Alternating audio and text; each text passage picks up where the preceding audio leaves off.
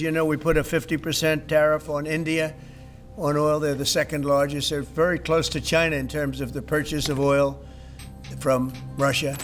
You said you would know if Putin was tackling you wrong. What gives you any confidence that he is or isn't doing that this time around? Can't answer the question yet. I'll tell you in a matter of weeks, maybe less. But we've made a lot of progress. And as you know, we put a 50% tariff on India on oil. They're the second largest. They're very close to China in terms of the purchase of oil from Russia. But so I don't know if that had anything to do with it. But we've had very productive talks today. Yes, ma'am. DC, are you considering taking over the DC police? Is that an option on the table? We're considering it, yeah, because the crime is ridiculous.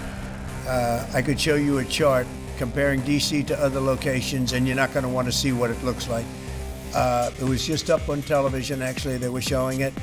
Now, we want to have a great, safe capital, and we're going to have it. And that includes cleanliness, and it includes other things. We have a capital that's very unsafe. You know, we just almost lost a young man, beautiful, handsome guy that got the hell knocked out of him the night before last. And I'm going to call him now. We wanted to give him a little recovery time. We just put a call into him. They're calling back in a little while, but he went through a bad situation, to put it mildly, and there's too much of it. We're gonna do something about it. So whether you call it federalize or what, and that also includes the graffiti that you see, the papers all over the place, the roads that are in bad shape, the medians that are falling down, the median in between roads that's falling down. We're going to beautify the city. We're going to make it beautiful. And what a shame. The rate of crime, the rate of muggings, killings, and everything else, we're not going to let it. And that includes bringing in the National Guard, maybe very quickly, too. And do you want Congress to look at... You know, big things are happening in Michigan and Detroit coming in because of what we've done with the, I call it the Great Big Beautiful Bill. I added one word, great.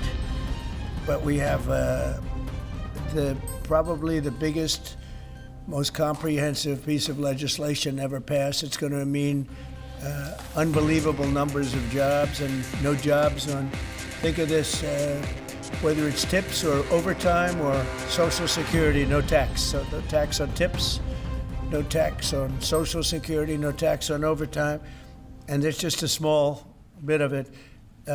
For Apple and others, businesses, you're talking about the deductions and all of the things. And actually for people that go out and buy a car, first time it's ever been done, you talk about deductions for companies, but they're going to be able to deduct interest when they borrow money to buy a car, if it's made in America. It has to be made in America. So it is amazing. And one of the reasons I think I can say that Apple's coming here is the legislation we just passed with this kind of investment.